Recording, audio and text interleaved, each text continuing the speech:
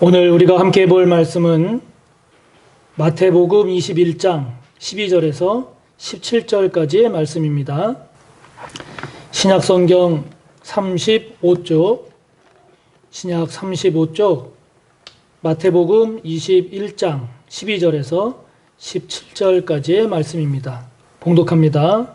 예수께서 성전에 들어가사 성전 안에서 매매하는 모든 사람들을 내쫓으시며 돈 바꾸는 사람들의 상과 비둘기 파는 사람들의 의자를 둘러 엎으시고 그들에게 이르시되 기록된 바 내 집은 기도하는 집이라 일컬음을 받으리라 하였거늘 너희는 강도의 소굴을 만드는도다 하시니라.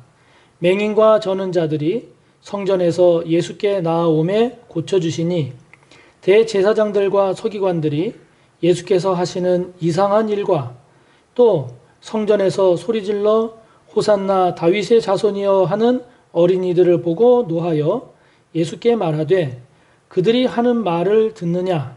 예수께서 이르시되 그렇다. 어린 아기와 젖먹이들의 입에서 나오는 찬미를 온전하게 하셨나이다 함을 너희가 읽어본 일이 없느냐 하시고 그들을 떠나 성 밖으로 베다니에 가서 거기서 유하시니라. 아멘. 우리가 성경을 보면 다양한 사람들이, 여러 사람들이 예수님을 만나곤 합니다. 그래서 백부장의 경우를 보면 예수님께서 이스라엘 중에서도 이만한 믿음은 만나보지 못했다라고 하시면서 백부장을 칭찬하시고 그리고 그 백부장의 죽어가고 있었던 종을 치유해 주시지요. 또 베드로의 장모의 경우에는 예수님을 만남으로 그 열병이 치유를 받습니다.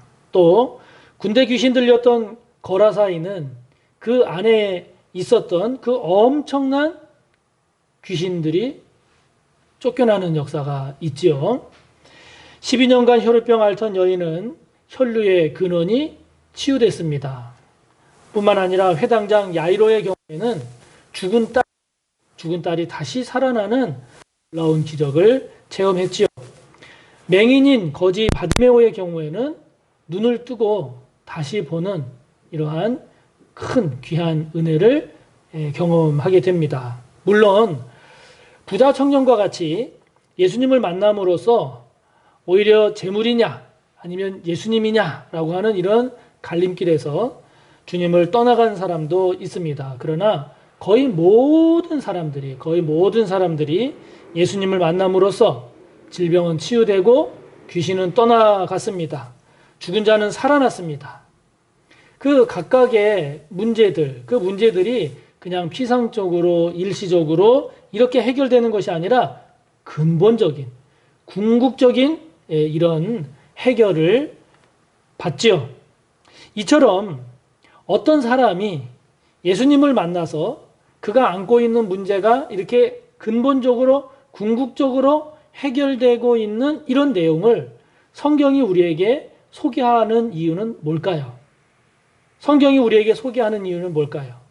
그것은 그만큼 우리 주님을 만남으로써 이루어지는 그 일이, 다시 말하면 그만큼 우리 주님이 우리가 안고 있는 문제를 그만큼 근본적으로 그리고 궁극적으로 해결해 주실 만한 그런 은혜, 그런 능력이 우리 주님에게 있으시다 하는 것을 이야기하는 거죠.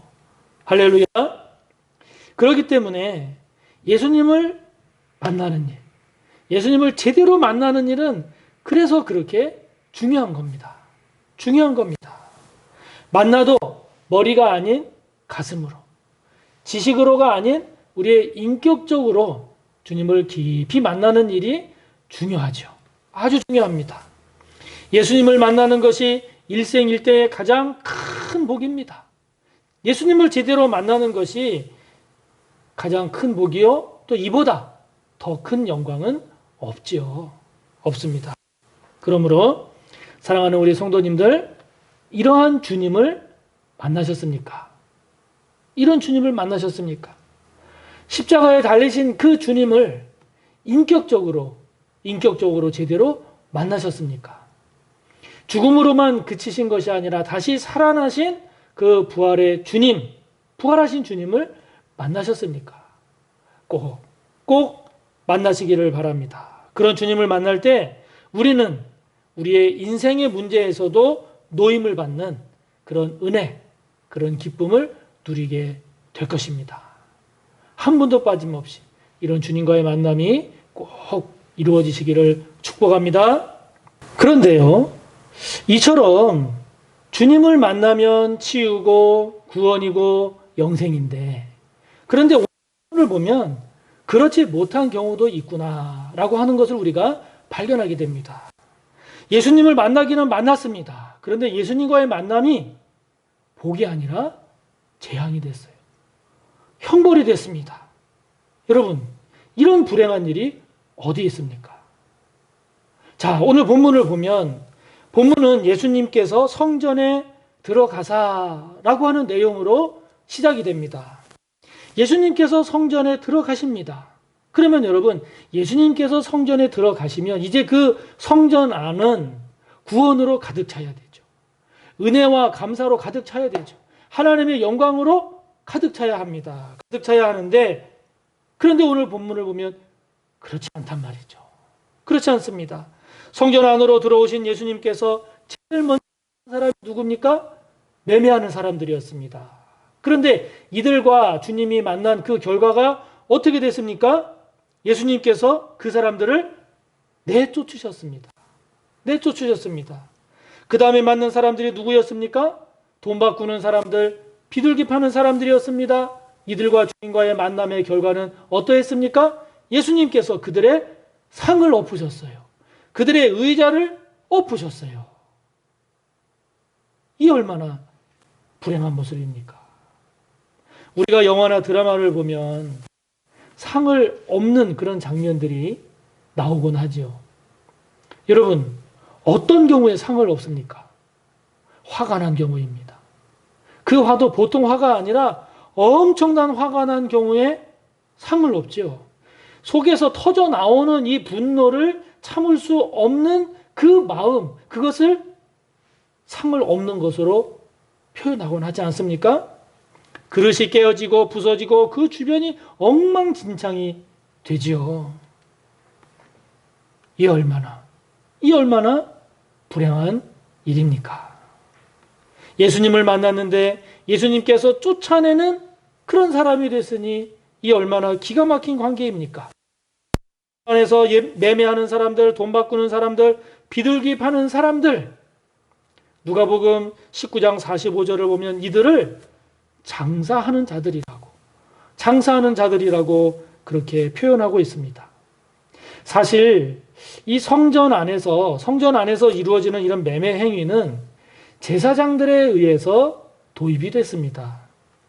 먼 곳으로부터 이스라엘 백성들이 예루살렘 성전에 제사하러 올 때 짐승을 끌고 오는 것이 너무나 번거롭고 불편하고 힘드니까 그 성전에서, 예루살렘 성전에서 제사 드리는 사람들을 위해서 그들의 제사에 필요한 짐승이라든지 나무라든지 포도주라든지 기름이라든지 소금이라든지 이러한 것들을 오늘 본문의 장소인, 구체적으로는 성전 가운데서도 이방인의 뜰이라고 하는 그곳에서 매매가 이루어지게 했고 또 그렇게 이루어진 겁니다.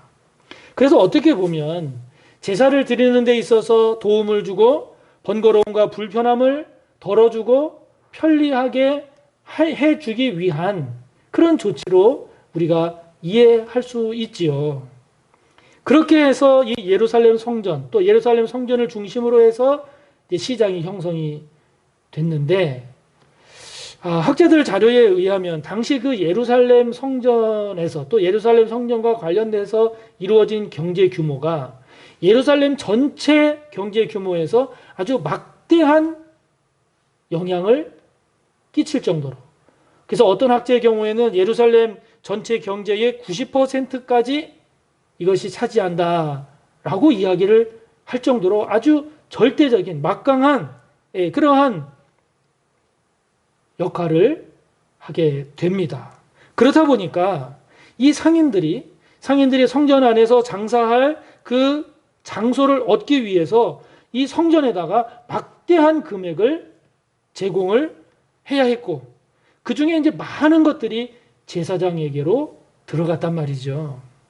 그래서 이 상인과 제사장들 사이에는 이 양자 간에는 서로 끈끈한 관계가 형성될 수밖에 없었고, 특히 유월절 같은 이런 명절에는 이른바 대목이었기 때문에 부당하게 가격을 매겨 비싸게 파는 일이 아주 비일비재했다고 하는 것이죠.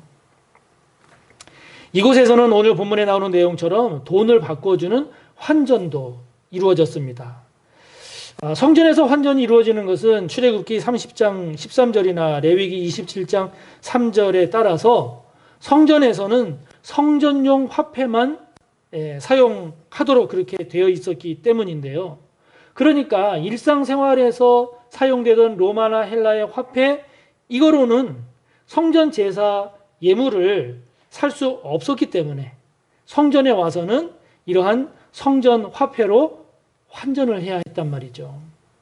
그리고 그렇게 환전한 성전 화폐에서는 반세겔은 성전세로 바쳐야 했습니다. 결국 이 성전이라고 하는 것이 제사장들은 제사장들대로, 그리고 장사하는 사람들은 장사하는 사람들대로, 환전상은 환전상대로 하나님을 예배하러 오는 백성들의 그런 신앙을 이용해서 아주 막대한 재물을 챙기는 그러한 부패한 현장으로 전락하고 만 것이죠. 그렇게 전락하고 만 것입니다. 우리가 이런 상황을 이해하고 오늘 본문을 보면 예수님께서 왜 그렇게 분노하셨는가라고 하는 것을 이해할 수 있지 않겠습니까? 가장 큰 이유가 무엇이겠습니까? 이 예루살렘 성전이 이들의 이런 재물욕을 채워주는, 이들의 재물욕의 통로가 되어버렸으니 어떻게 예수님이 참을 수가 있겠습니까? 더 이상 성전이 성전의 모습이 아닌 것이죠. 예수님 눈에는 이제 이 성전은 성전이 아니라 한낱 물건을 사고 파는, 돈을 바꾸고 비둘기를 파는 그런 시장터요 사업장에 불과했던 거죠. 불과했던 겁니다. 그들은 입으로 말했을 겁니다. 여기는 성전이다. 이곳은 하나님이 계시는 곳이다. 이곳은 기도하는 집이다. 그렇게 이야기했을지 모르지만, 그러나 예수님의 귀에 그 사람들의 그러한 이야기는 더 많은 이익과 더 많은 재물을 얻기 위한 아주 위선적인 거짓된 사탕발림의 말에 불과하게 들렸을 뿐이죠.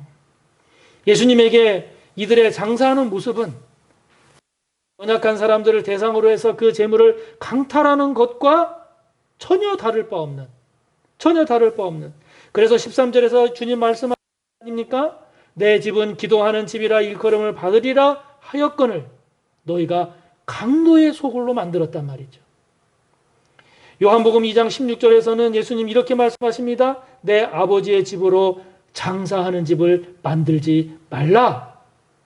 그러셨단 말이죠. 그렇게 분노하실 수밖에 없었던 겁니다. 어떻게 더 참을 수 있겠습니까?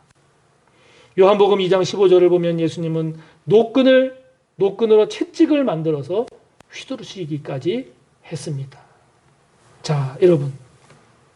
여기서 우리가 이 성전과 관련해서 두 가지를 돌아봐야 합니다. 먼저는 무엇이겠습니까? 우리 자신입니다. 우리 자신을 돌아봐야 합니다. 왜냐하면 전서 3장 16절을 우리가 하나님의 성전이라는 거예요. 우리가 하나님의 성령이 계시는 곳이라고 말씀하고 있기 때문입니다.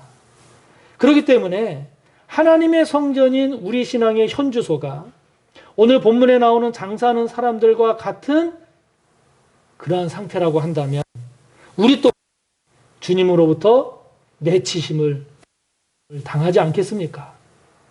만약 우리의 마음과 믿음이 진정 하나님의 성전답게 기도하고 은혜 받기를 사모하고 말씀에 순종하는 삶으로 채워지지 않고, 그렇게 되지 않고 온갖 더러운 세상에 또는 인간적인 생각들로 가득 차 있다면 우리 주님 또한 우리의 상을 엎고 우리의 의자를 다 엎어버릴 만큼 분노하시지 않겠습니까?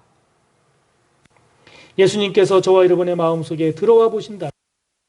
우리 주님이 기뻐하시겠습니까? 아니면 채찍을 휘두르실 것 같습니까?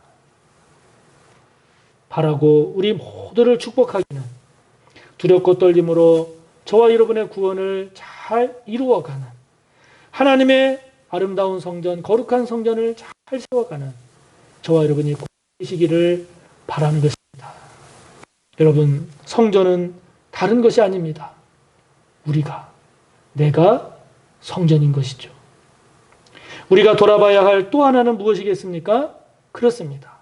우리 서호교회는 어떠냐 하는 것이죠. 13절에 나오지 않습니까?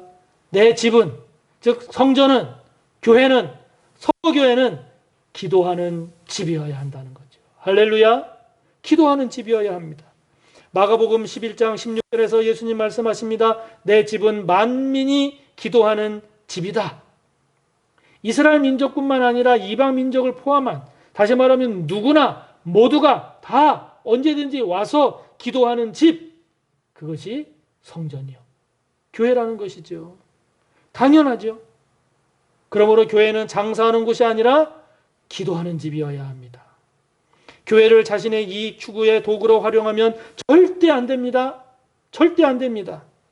반대로 우리에게 주신 재물, 나에게 주신 재물을 하나님께 영광이 되도록 거룩한 결단으로 새롭게 되는 그런 터전이 성전, 교회가 되어야 하지요. 그러므로 우리가 세상에 장사를 해도 교회에 오면 그 장사하던 마음을 다 내려놔야 하는 것입니다.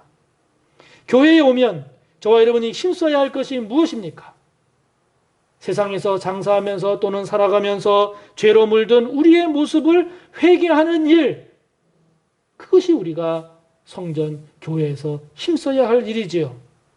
세상 가운데 살면서 사람들과 싸우고 속이고 헐뜯고 거짓되게 살아온 저와 여러분의 삶을 교회에 와서는 그 모습 그대로 하나님 앞에 나아가 회개함으로써 용서받음으로써 은혜 받아서 새로운 사람으로 새 사람이 되어서 다시 세상 속으로, 다시 하나님의 사람, 하나님의 백성으로 새롭게 나아가게 하는 곳, 그것이 바로 성전이요 교회여야 하는 것이죠.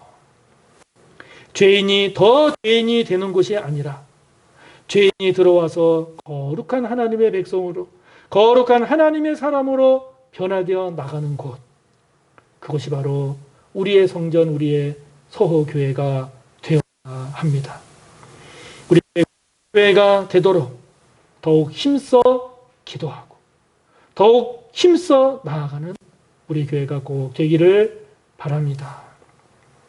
오늘 14절 말씀을 보면 마태복음에만 나오는 내용이 있습니다. 그것은 예수님께서 맹인과 저는 자들을 성전에서 고치셨다 하는 내용입니다. 원래 성전에서는 맹인과 저는 사람들은 아무것도 하지 못하도록 되어 있었습니다. 이들은 성전에서 제외되어 있었어요. 제외된 사람들이었습니다. 레위기 21장 18절에 의하면 신체적으로 흠이 있는 이런 사람들은 제사장이 될 수도 없었습니다. 또 사무엘하 5장 8절에 다윗이 여부수 사람들을 칠 때, 공격할 때 맹인과 다리 저는 사람들을 저주하는 내용이 나오는데요. 그래서 그 이후로 이와 같은 맹인이나 다리 저는 이런 사람들은 성전에서 아무것도 할 수 없었습니다. 그래서 예수님 당시 있었던 것으로 보이는 쿰란 공동체라고 하는 그런 공동체에서는 아예 이와 같이 신체적으로 불완전한 사람들을 아예 회원으로 받아들이지 않기도 했습니다. 그런데 예수님은 그들을 고치셨다는 거예요. 치유하셨다는 겁니다. 그것도 성전에서 말이죠. 그러므로 이것은 예수님의 이러한 행위는 아주 매우 의미가 있는 것입니다. 즉 성전, 교회는 진정 어떤 곳이 되어야 하는지를 잘 보여주고 있는 것이죠. 그것은 이처럼 흠 있는 사람, 병자, 세상에서 실패하고 낙심하고 좌절하는 그런 사람들이 주님 안에서 치유받고 주님 안에서 회복되어서 온전한 인격체로 다시 세상을 향해 당당하게 나아갈 수 있도록 은혜 받는 것, 그곳이 바로 성전이요 교회다 라고 하는 것을 우리 주님이 보여주신 겁니다. 예수님께서 그 맹인과 다리 저는 사람을 고쳐주심으로써 그러한 주님의 뜻을 보이신 것이죠. 또 오늘 본문 15절을 보면은 대제사장들과 서기관들은 어린이들이 성전에서 예수님을 보고 호산나 다윗의 자손이여 이렇게 외치는 모습을 보고 시끄럽다면서 화를 내는 모습을 보이고 있습니다. 그렇지만 예수님은 그 어린이들의 찬미가 하나님을 온전하게 하셨다. 그 어린이들의 찬미가 하나님을 기쁘게 하셨다라고 말씀하십니다. 무엇을 말씀하나요? 교회는 이처럼 어린 아이와 같이 부족하고 연약하고 힘없는 이런 사람들이 와서 하나님을 마음껏 찬송하는 곳이 되어야 한다 하는 것입니다. 마음껏 하나님을 찬송하고 경배하는 가운데 은혜 받고 치유받고 힘 얻어서 기쁨으로 세상을 향해 힘있게 나아가는, 다시 하나님의 백성으로 다시 새롭게 나아가는 그러한 곳, 그곳이 바로 성전이요 교회다 라고 하는 것을 주님이 가르치고 계신 거죠. 그런데 마가복음 11장 18절을 보면 이런 예수님을 보고 이 대사장들과 서기관들은 어처구니 없게도 예수님을 죽이려고 의논하는 모습을 우리가 보게 됩니다. 이런 본문에 나타난 여러 내용들을 묵상하다 보면 이렇게 질문하게 됩니다. 그렇다면 나는 어느 쪽인가? 나는 누구의 하는 것입니다. 예수님 쪽인가? 아니면 대사관이나 대제사장이나 서기관들 쪽인가? 아니면 성전에서 장사하면서 이익을 챙기려는 그런 장사꾼들의 모습은 아닌가? 저와 여러분의 모습 가운데 이 대제사장의 모습, 서기관들의 모습, 혹은 장사하는 사람 그러한 모습은 저와 여러분 가운데 없는가 하는 것이죠. 결코 있어서는 안 됩니다. 그런 모습이 결코 있어서는 안 됩니다.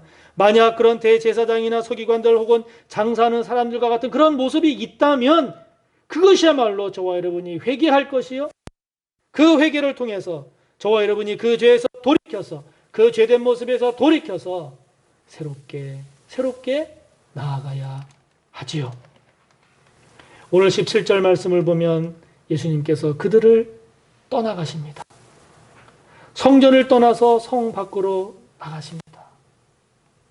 이것은 하나님의 영광이 예루살렘 성전을 떠난다는 것을 말합니다. 하나님의 영광이 그들을 떠나고 있음을 상징적으로 우리에게 보여주는 것이죠. 말씀을 묵상하면서 참 무섭다라는 생각이 들었습니다. 내게서 하나님의 영광이 떠난다면 어떻게 될까? 내게서 주님이 떠나가신다라고 하면 어떻게 될까? 생각하니 두려웠습니다. 두려운 생각이 들었습니다. 예수님으로부터 내쫓김을 당한 사람들, 회개하기는커녕 오히려 예수님을 죽이려고 모의한 사람들, 그래서 하나님의 영광이 떠난 사람들. 근데 여러분, 이 사람들을 보면 한결같이 건강한 사람들이었습니다. 가진 사람들이었습니다. 많이 배운 사람들이었습니다. 지위가 높은 사람들이었습니다. 종교 지도자들이었습니다. 성경을 많이 알고 성전을 잘 알고 오래 다닌 사람들이었습니다. 오히려 병든 사람들, 어린아이와 같이 보잘것없고 부족한 사람들, 그 사람들이 주님의 사랑의 대상이 됐고 긍휼의 대상이 됐고 은혜의 대상이 됐고 치유의 대상이 되었습니다. 여러분, 우리가 성전에 들어오면, 교회에 오면 왜 세상의 모든 것들을 내려놓고 두렵고 떨림으로 하나님 앞에 겸손하게 나아가야 되는지, 우리가 왜 배우면 배울수록, 지위가 높아지면 높아질수록, 교회를 알면 알수록, 교회를 오래 다니면 오래 다닐수록 왜 우리의 신앙의 현 주소를 하나님 앞에서 냉정하게 살펴야 하는지를, 왜 다시금 두렵고 떨림으로 은혜를 사모하고 치유받고 회복되어야 하는지를 다시 한번 깊이 깊이 깨닫게 됩니다. 오늘 다시금 저와 여러분의 모습이 새로워지기를 축복합니다. 주님으로부터 내침을 당하는 저와 여러분이 아니라 주님으로부터 치유를 받는 그런 은혜의 주인공이 꼭 되시기를 축복합니다. 주님을 분노케 하는 저와 여러분이 아니라 주님의 기쁨이 되는, 주님을 기쁘시게 해드리는 저와 여러분이 되기를 바랍니다. 주님의 긍휼을 힘입어서 다시금 새로워져서 저와 여러분이 하나님 앞에서의 순전함을, 하나님 앞에서의 순전함을 회복하는 저와 여러분이 꼭 되시기를 축복합니다. 이를 위해서 성령님 도와달라고, 이를 위해서 성령님 도와주시옵소서 기도하며 세상의 영이 아닌 하나님의 영, 성령으로 충만한 저와 여러분이 되어 하나님의 영광을 위해 힘있게 나아가는 우리 모두가 꼭 되시기를 간절히 바랍니다. 하나님 아버지, 말씀을 묵상하고 또 되새기다 보니 참 두렵습니다. 저희들 하나님을 믿고 신앙생활 한다고 하는 저희들이지만 자칫 저희들 또한 대제사장이나 서기관들, 아니 성전 안에서 장사해서 돈 벌기에 눈이 멀었던 장사하는 자들과 같은 그러한 모습이 저희들 가운데 없는지요. 하나님의 영광이 성전에서 떠나고 주님이 그들에게서 떠나는 그러한 모습이 저희들 가운데는 혹 없는지요. 두렵습니다. 그러하기에 다시금 주님 앞에서 우리의 신앙의 현주소를 돌아보게 하셔서 주님으로부터 내쫓김을 당하는 저희들이 아니라 주님의 긍휼함을 입고 주님의 은혜를 덧입는 저희들이 되기를 원합니다. 주님을 분노케 해드리는 그런 저희들이 아니라 주님을 기쁘시게 해드리는 저희들이 되기를 원합니다. 저희들 여러 가지로 연약하고 부족하지만 그러나 주님을 사랑하고 기도하기를 힘쓰며 성전된 저희들 주님의 영광을 위해, 하나님의 영광을 위해 다시금 하나님 앞에서 우리를 새롭게 하는 우리 모두가 꼭 될 수 있도록 도와주시옵소서. 예수님의 이름으로 기도하옵나이다. 아멘.